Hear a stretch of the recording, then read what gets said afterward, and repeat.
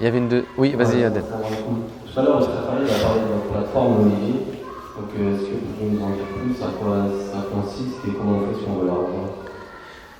En fait, l'Olivier, c'est un projet de longue date sur lequel je réfléchissais depuis plusieurs années, surtout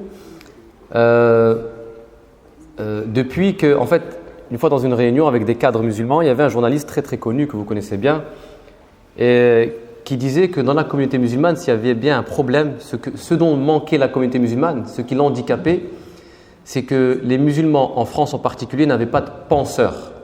Il dit, ouais, vous avez beaucoup d'acteurs dans différents domaines, vous n'avez pas de penseurs, c'est-à-dire que vous n'avez pas de personnes présentes sur le terrain de la vision. Et l'islam aujourd'hui, les musulmans aujourd'hui, vont avoir du mal à avancer, à cheminer, à se construire, tant qu'ils n'ont pas une vision.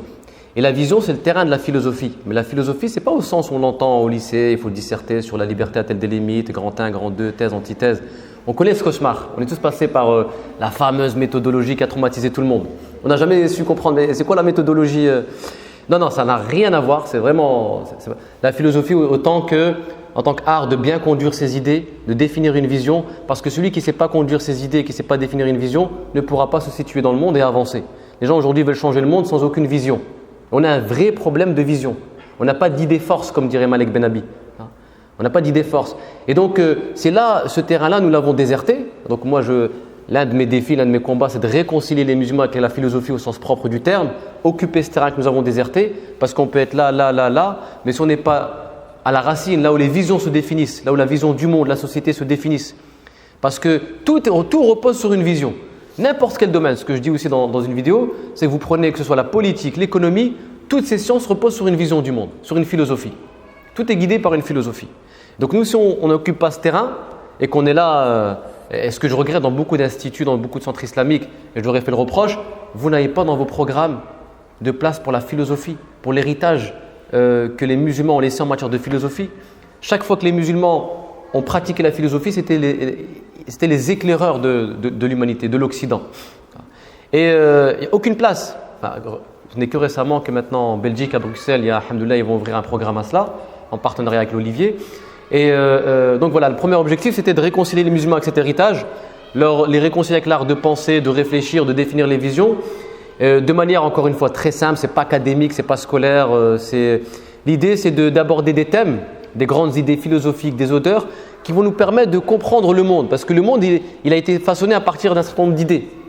Si on ne connaît pas quelles sont les idées qui ont façonné notre monde, on ne va pas comprendre grand-chose, on ne va pas savoir relever les défis. Et ensuite, il y a aussi une rubrique consacrée uniquement au cheminement spirituel.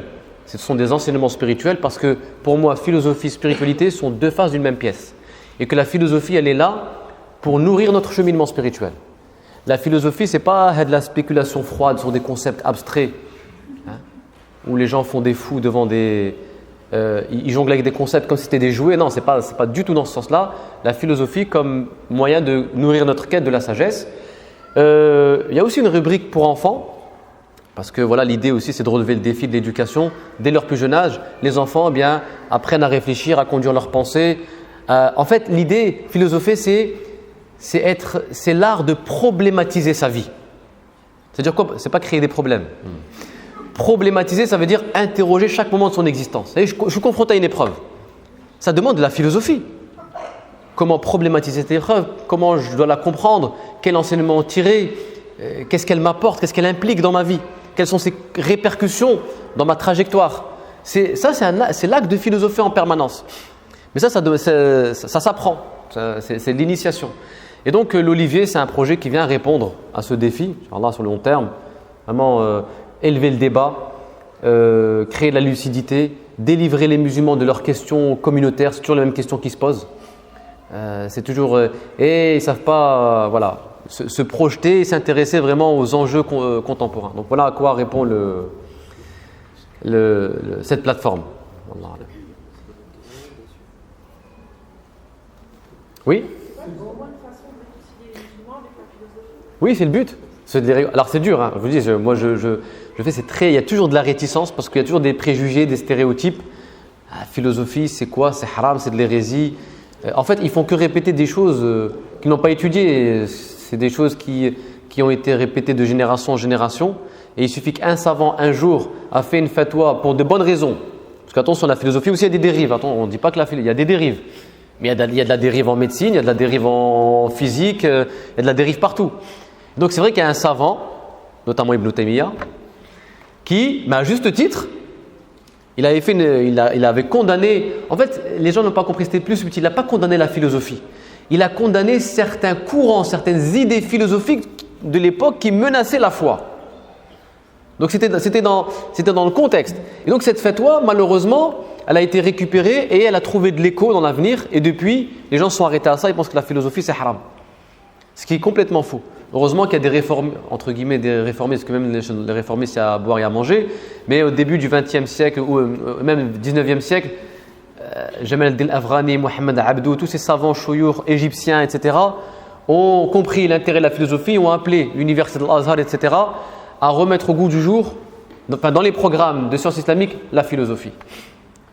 Très important à mon sens pour avoir un regard beaucoup plus large et plus profond sur la religion. Wallahu a'lam. Oui?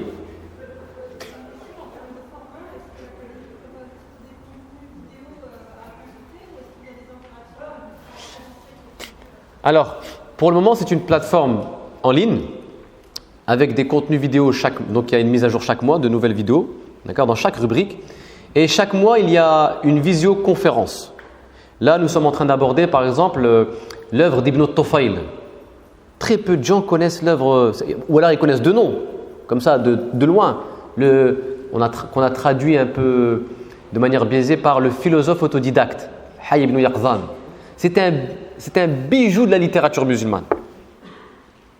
Et moi, ce qui me désole souvent, pourquoi je mène ce travail, c'est que les penseurs occidentaux ont su s'approprier les bijoux de la civilisation musulmane, qu'ils ont retravaillé à leur sens, qu'ils ont mis au service de leurs intérêts idéologiques. Ils ont mesuré la valeur. Et nous, on est en train d'apprendre notre héritage à travers les penseurs occidentaux.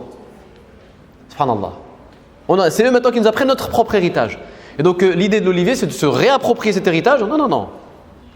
Il y a Ibn Rushd et il y a Averroès. Vous allez me dire, c'est la même personne? Non. Il y a eu la déformation latine entre-temps. La récupération occidentale, Ibn Rushd est devenu le rationaliste qui inspire les Lumières, donc une vie qui peut se passer de Dieu, qui se base sur la raison.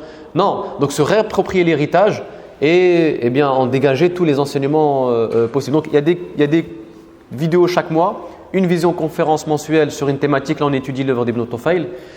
Et l'idée aussi par la suite, Inch'Allah, c'est aussi de créer des événements en présentiel, Inch'Allah, par la suite.